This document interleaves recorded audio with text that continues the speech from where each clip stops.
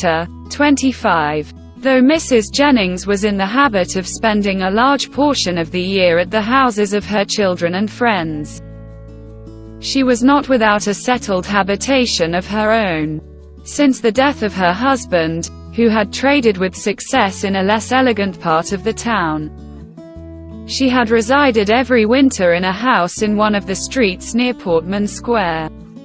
Towards this home, she began on the approach of January to turn her thoughts, and thither she one day abruptly, and very unexpectedly by them, asked the elder Mrs. Dashwood to accompany her.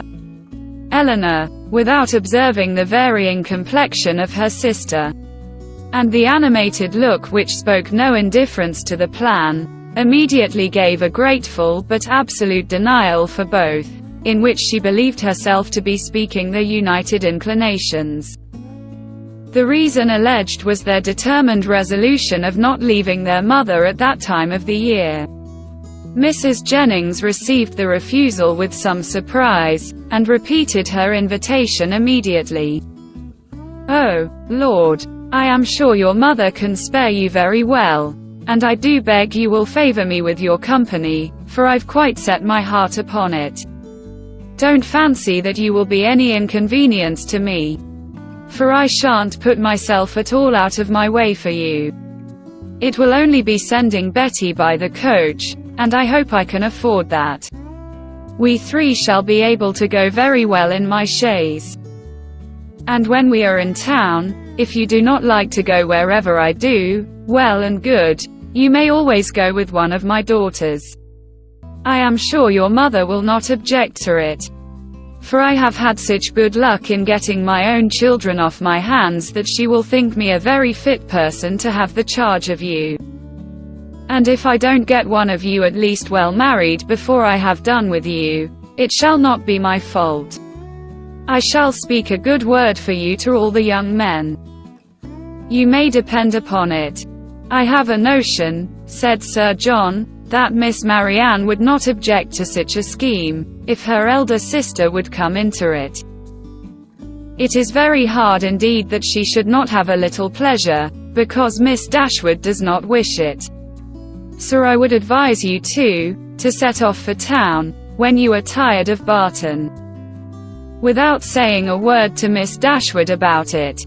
"Nay," cried Mrs. Jennings, "I am sure I shall be monstrous glad of Miss Marianne's company, whether Miss Dashwood will go or not. Only the more the merrier, say I, and I thought it would be more comfortable for them to be together, because, if they got tired of me, they might talk to one another, and laugh at my old ways behind my back. But one or the other, if not both of them, I must have. Lord bless me, how do you think I can live poking by myself? I who have been always used till this winter to have Charlotte with me. Come, Miss Marianne, let us strike hands upon the bargain, and if Miss Dashwood will change her mind by and by, why so much the better.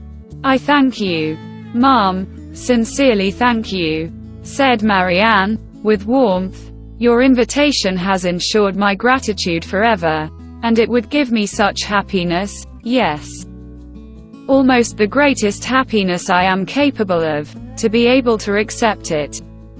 But my mother, my dearest, kindest mother, I feel the justice of what Eleanor has urged, and if she were to be made less happy, less comfortable by our absence, oh, no, nothing should tempt me to leave her.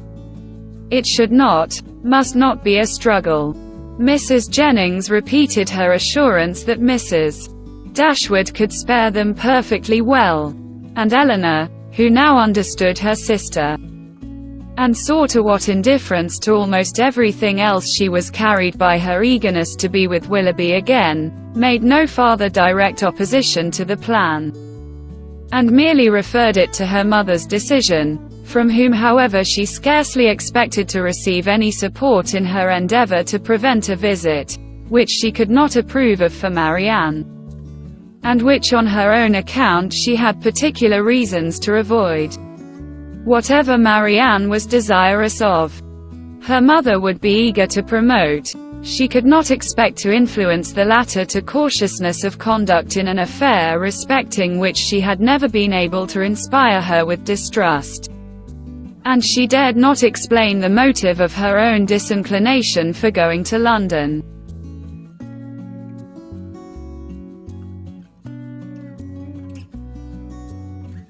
That Marianne, fastidious as she was, thoroughly acquainted with Mrs. Jennings' manners, and invariably disgusted by them, should overlook every inconvenience of that kind, should disregard whatever must be most wounding to her irritable feelings, in her pursuit of one object, was such a proof, so strong, so full, of the importance of that object to her, as Eleanor, in spite of all that had passed, was not prepared to witness.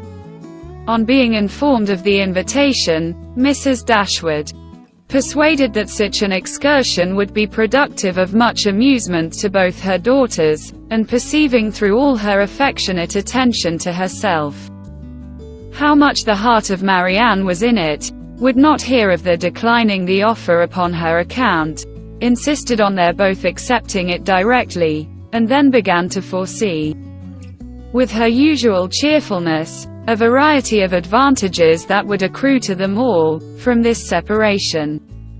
"I am delighted with the plan," she cried. "It is exactly what I could wish. Margaret and I shall be as much benefited by it as yourselves. When you and the Middletons are gone, we shall go on so quietly and happily together with our books and our music. You will find Margaret so improved when you come back again. I have a little plan of alteration for your bedrooms too, which may now be performed without any inconvenience to anyone. It is very right that you should go to town. I would have every young woman of your condition in life acquainted with the manners and amusements of London. You will be under the care of a motherly good sort of woman, of whose kindness to you I can have no doubt. And in all probability you will see your brother, and whatever may be his faults, or the faults of his wife, when I consider whose son he is, I cannot bear to have you so wholly estranged from each other. Though with your usual anxiety for our happiness," said Eleanor, "you have been obviating every impediment to the present scheme which occurred to you, there is still one objection which, in my opinion, cannot be so easily removed." Marianne's countenance sunk. "And what," said Mrs. Dashwood, "is my dear prudent Eleanor going to suggest? What formidable obstacle is she now to bring forward? Do let me hear a word about the expense of it. My objection is this. Though I think very well of Mrs. Jennings's heart, she is not a woman whose society can afford us pleasure, or whose protection will give us consequence." "That is very true," replied her mother, "but of her society, separately from that of other people, you will scarcely have anything at all. And you will almost always appear in public with Lady Middleton. If Eleanor is frightened away by her dislike of Mrs. Jennings," said Marianne, "at least it need not prevent my accepting her invitation. I have no such scruples. And I am sure I could put up with every unpleasantness of that kind with very little effort." Eleanor could not help smiling at this display of indifference towards the manners of a person to whom she had often had difficulty in persuading Marianne to behave with tolerable politeness, and resolved within herself, that if her sister persisted in going, she would go likewise, as she did not think it proper that Marianne should be left to the sole guidance of her own judgment, or that Mrs. Jennings should be abandoned to the mercy of Marianne for all the comfort of her domestic hours. To this determination she was the more easily reconciled, by recollecting that Edward Ferrars, by Lucy's account, was not to be in town before February, and that their visit, without any unreasonable abridgment, might be previously finished. "I will have you both go," said Mrs. Dashwood. "These objections are nonsensical. You will have much pleasure in being in London. and especially in being together, and if Eleanor would ever condescend to anticipate enjoyment, she would foresee it there from a variety of sources. She would, perhaps, expect some from improving her acquaintance with her sister-in-law's family. Eleanor had often wished for an opportunity of attempting to weaken her mother's dependence on the attachment of Edward and herself, that the shock might be less when the whole truth were revealed, and now on this attack, though almost hopeless of success, she forced herself to begin her design by saying, as calmly as she could, "I like Edward Ferrars very much, and shall always be glad to see him. But as to the rest of the family, it is a matter of perfect indifference to me, whether I am ever known to them or not." Mrs. Dashwood smiled, and said nothing. Marianne lifted up her eyes in astonishment, and Eleanor conjectured that she might as well have held her tongue. After very little farther discourse, it was finally settled that the invitation should be fully accepted. Mrs. Jennings received the information with a great deal of joy, and many assurances of kindness and care. Nor was it a matter of pleasure merely to her. Sir John was delighted. For to a man, whose prevailing anxiety was the dread of being alone, the acquisition of 2 to the number of inhabitants in London was something.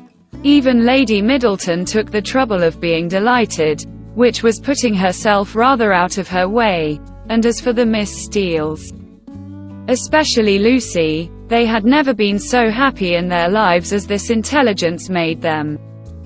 Eleanor submitted to the arrangement, which counteracted her wishes with less reluctance than she had expected to feel.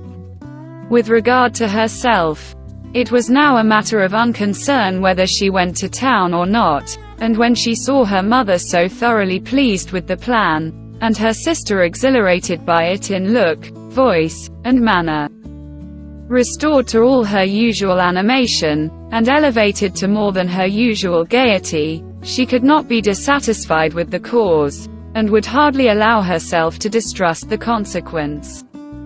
Marianne's joy was almost a degree beyond happiness, so great was the perturbation of her spirits and her impatience to be gone. Her unwillingness to quit her mother was her only restorative to calmness, and at the moment of parting her grief on that score was excessive. Her mother's affliction was hardly less, and Eleanor was the only one of the 3, who seemed to consider the separation as anything short of eternal. Their departure took place in the first week in January. The Middletons were to follow in about a week. The Miss Steeles kept their station at the park, and were to quit it only with the rest of the family.